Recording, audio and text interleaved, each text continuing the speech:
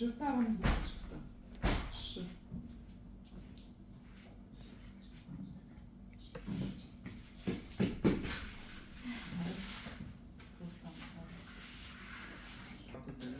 А буквата Ш. Къде е буквата? Си я написала.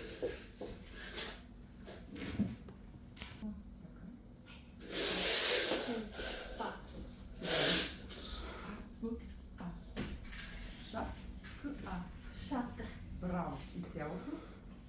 Жана шапка. Жана Жана шапка. има Има шапка. шапка. Жана има шапка. Добре. И после ще продължим. Така. Само. И тук какво трябва да чертаем? Ш. Ш. Само Ш.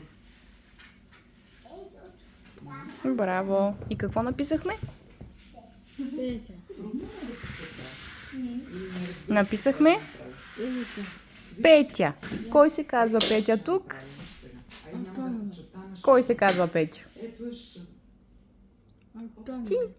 Ти се казваш Петя. Браво! Ето е Ж.